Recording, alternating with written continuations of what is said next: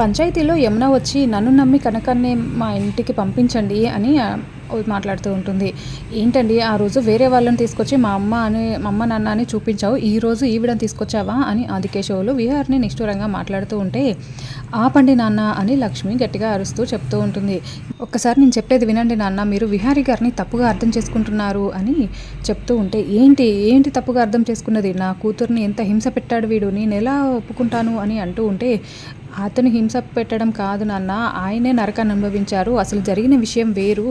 మీరిచ్చే ₹1,00,00,000 డబ్బులకి ఆశపడి ఎవడో వచ్చి విహారీ గారిని పెళ్లిపీటల మీద కూర్చోబెట్టి ఆయనను మోసం చేసి ఆయనను కూడా పెళ్లిపీటల మీద కూర్చోపెడితే మీ ఆరోగ్య పరిస్థితిని దృష్టిలో పెట్టుకొని ఆయన మిమ్మల్ని ఇబ్బంది పెట్టలేక నన్ను కదనలేక నా మెడలో తాళి కట్టారు నాన్న. అందులో నేనొక్కదాన్నే కాదు, ఆయన కూడా బాధితుడే, ఆయన ఎంత నరకాన్ని అనుభవించాడో నాకు తెలుసు నాన్న అని లక్ష్మి చెప్తూ ఉంటుంది. ఆదికేశవులు కొద్దిగా ఆలోచిస్తూ ఉంటాడు. ఆయనకి నా మీద ఎంత ప్రేమ లేకపోతే ఇలా నా కోసం ఎంత కష్టపడతాడు నాన్న, నన్ను మోసం చేశాడు అని అంటున్నారు కదా, మోసం చేయాలని అనుకుంటే ఆ రోజు నన్ను మీరు తీసుకొచ్చినప్పుడే ఆయన నన్ను వదిలేసి ఊరుకోవచ్చు కదా, నా కోసం ఇక్కడ దాకా వచ్చి ఎండనక చలిలో ఎండలో ఎంత కష్టపడుతూ నా కోసం ఆయన ఇంత ఎదురు చూడాల్సిన అవసరం ఏముంది, మీరు ఎన్నో అవమానాలు పెట్టినా మీరు ఎంత బాధ పెట్టినా భరిస్తూ నా కోసం కదా నాన్న ఉన్నది, మీరు ఎందుకు ఆలోచించట్లేదు అని లక్ష్మి చెప్తూ ఉంటుంది. ఇంకా అంతెందుకు నాన్న, మీరు ఎంతగానో పొగుడుతున్న దేవుడు మన బ్రతుకునిచ్చాడని పొగుడుతున్న వీక్రాఫ్ట్ ఎండి ఇంకెవరో కాదు నాన్న, విహారీ గారే, నా భర్త విహారీ గారే అని లక్ష్మి గట్టిగా అరిచి చెప్తూ ఉంటే ఆదికేశవులు కొద్దిగా సంతోషపడుతూ చూస్తూ ఉంటాడు. ఇంకా ఊర్లో జనాలందరూ కూడా చాలా హ్యాపీగా ఫీల్ అవుతూ ఉంటాడు. ఇంకా అప్పుడే అక్కడ ఒక అమ్మాయిని పిలిచి ఇలా రా అని పిలవడంతో, నువ్వు చదువుకున్నావు కదా అని అంటే, చదువుకున్నానక్క, బీటెక్ చేశాను అని అమ్మాయి చెప్తుంది. నీ ఫోన్లో విహారీ గ్రూప్ ఆఫ్ కంపెనీస్ అని సెర్చ్ చేసి అందులో అఫీషియల్ వెబ్సైట్లో తన ఫ్యామిలీ ఫొటోస్ ఉంటాయి, ఒకసారి నువ్వు కూడా చూసి వీళ్ళందరికీ చూపించు అని ఫోన్లో ఓపెన్ చేసి చూడమని చెప్తుంది. ఇంకా దాంతో ఆ అమ్మాయి ఫోన్లో ఓపెన్ చేసి చూస్తూ ఇంకా విహారీ వైపు, యమున వైపు, అలా అందరి వైపు చూస్తూ ఉంటుంది. ఇంకా మరోవైపు వెనకాల సహస్ర కొంచెం దూరంగా చెట్ల చట్న నించొని చూస్తూ, ఆదికేశవులు గారు ఒప్పుకునేలా ఉన్నారు, బావని క్షమిస్తారేమో, ఒకవేళ బావని క్షమించి లక్ష్మిని విహార్ని కలపాలి, లక్ష్మి అంతు చూస్తాను, ఈరోజు లక్ష్మి నా చేతిలో చనిపోతుంది అని ఈ సహస్ర అనుకుంటూ ఉంటుంది. ఇంకా మరోవైపు ఆ అమ్మాయి ఫోటోలు చూసి ఊరి పెద్దలకి చూపిస్తుంది. ఇంకా అలా ఊరి పెద్దలందరూ చూసి హ్యాపీగా ఫీల్ అవుతూ మళ్ళీ ఆదికేశవులకి కూడా చూపిస్తారు. ఆదికేశవులు కూడా చూసి, నేను మిమ్మల్ని తప్పుగా అర్థం చేసుకున్నాను అల్లుడు గారు, నన్ను క్షమించండి అని ఇంకా లక్ష్మిని విహార్ని ఒకటి చేయడానికి ఒప్పుకుంటాడు. ఇంకా లక్ష్మి చేతిని తీసి విహారీ చేతిలో పెట్టి, నా కూతురు ఎప్పుడు మీ దగ్గరే ఉంటుంది అల్లుడు గారు, ఏ తండ్రి అయినా కూతురు కష్టంలో ఉంది అంటే ఒక కూతురు కోసమే ఆలోచిస్తాడు తప్ప వెనక ముందు ఏమీ ఆలోచించడు, నేను అలా ఆలోచించే తప్పు చేశాను, మీ ప్రేమ నేను నా కూతుర్ని ఎంత ప్రేమిస్తున్నానో అంతకన్నా ఎక్కువగా మీరు ప్రేమిస్తున్నారని నిరూపించుకున్నారు అల్లుడు గారు, నాకు చాలా సంతోషంగా ఉంది, నన్ను క్షమించండి అని ఆదికేశవులు అడుగుతూ ఉంటాడు. లేదు మామయ్య గారు, మీ తప్పేమీ లేదు, మీరు అర్థం చేసుకున్నారు, అదే మాకు చాలు అని విహారీ కూడా చెప్తూ ఉంటాడు. ఇంకా దాంతో సహస్ర మండిపడుతూ బ్యాగ్లో నుంచి గన్ తీసి లక్ష్మికి గురిపెట్టి కాల్చబోతూ ఉంటుంది. అప్పుడే పద్మాక్షి అక్కడికి వచ్చి సహస్రని ఆపి లాక్కొని పక్కకు తీసుకొని వెళ్తుంది.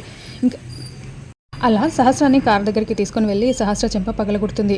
అమ్మ అని సహస్ర అరుస్తూ ఉంటే, అక్కడ ఏం జరుగుతుందో తెలుసా అమ్మ, ఆ లక్ష్మిని ఊరికి వదిలిపెట్టను అని అంటూ ఉంటే, ఆపవే, ఆ లక్ష్మిని చంపేసి నువ్వు జైలుకి వెళ్తావా అని అంటూ ఉంటే, అసలు అమ్మ ఆ లక్ష్మికి బావకి ఉన్న సంబంధం గురించి నీకు తెలుసా అమ్మ అంటే, నాకు అన్నీ తెలిసే, నాకు చాలా మండిపోతుంది, కానీ ఇప్పుడు దాని కడుపులో నీ బిడ్డ పెరుగుతుంది, డెలివరీ అయ్యి మన బిడ్డ మన చేతికి వచ్చిన తర్వాత దాన్ని అంతు చూసి నిన్నే విహారికి భార్యగా చూపిస్తాను అని అంటూ ఉంటే, అమ్మ అత్తయ్య కూడా లక్ష్మికి సపోర్ట్ చేస్తుందమ్మా అంటే, అదేవతే చేయడానికి, అందరి అంతు చూస్తాను నేను, నువ్వు టెన్షన్ పడకు, పద ఇక్కడ నుంచి ముందు వెళ్దాం పద, ఎవరైనా చూస్తే బాగుండదు అని సహస్రాన్ని అక్కడ నుంచి తీసుకొని వెళ్ళిపోతుంది.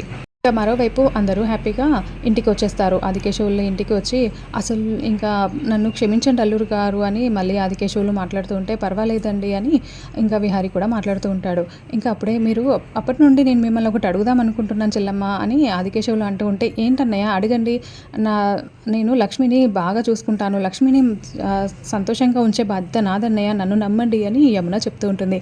అది కాదమ్మా, ఆ రోజు మీ ఇంటికి వచ్చినప్పుడు ఒక అమ్మాయిని నా మేనకోడలు అని, తనే నా కొడుక్కి కాబోయే భార్య అని చెప్పారు కదమ్మా అని, మరి ఇప్పుడేమో కనకాన్ని నా కోడలు అంటున్నారు, అసలు ఇదేంటి నాకు అర్థం కావట్లేదమ్మా అని అడుగుతూ ఉంటాడు. దాంతో యమున చాలా టెన్షన్ పడుతూ అవునండి అని టెన్షన్ పడుతూ చెప్తూ ఉంటుంది. ఇంకా అప్పుడే విహారీ, అమ్మ ఇంత దూరం వచ్చిన తర్వాత మామయ్యకి అన్ని నిజాలు చెప్పేద్దామమ్మా అని అంటూ ఉంటే, విహారీ అని యమున అంటుంది. పర్లేదమ్మా అని విహారీ చెప్తూ ఉంటాడు.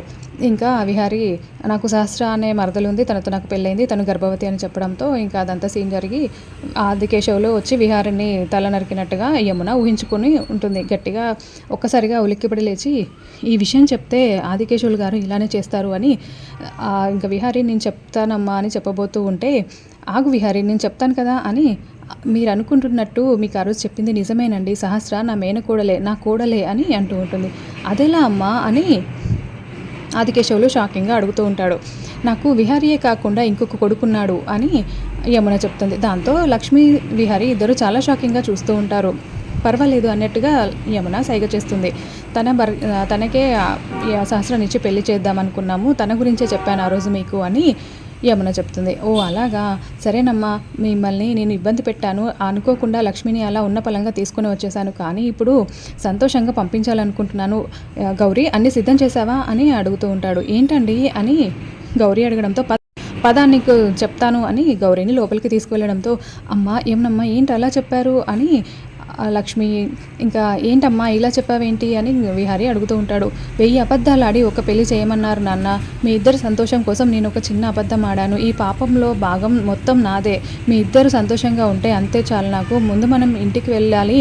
లక్ష్మిని నేను కోడలి హోదాలో తీసుకుని వెళ్ళాలి అని యమున చెప్తూ ఉంటే అమ్మ ఇప్పుడు ఇక్కడి వరకు జరిగిన ఇబ్బంది చాలమ్మా. మళ్ళీ అక్కడ కొత్త సంక్షోభం రావడం నాకు ఇష్టం లేదమ్మా. పర్వాలేదమ్మా, మీరు ఇప్పుడు ఏం చెప్పకండి, ఎవరికేం చెప్పకండి అని లక్ష్మి అంటూ ఉంటుంది. అప్పుడే మళ్ళీ గౌరీ ఆదికేశవులు అక్కడికి డబ్బాలు పట్టుకొని లగేజ్ పట్టుకొని వస్తారు.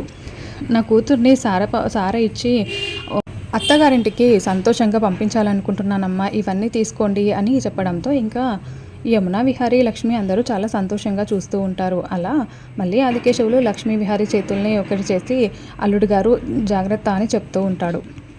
మొత్తానికి మన లక్ష్మీ విహారీ అయితే ఒకటైపోయారు. ఇప్పుడు ఇంటికి వెళ్ళిన తర్వాత ఎలా ఉంటుందో అక్కడ ఏం జరుగుతుందో వచ్చే ఎపిసోడ్లో తెలుసుకుందాం. Thank you for watching. నా ఛానల్ని ఇప్పుడే సబ్స్క్రైబ్ చేయండి.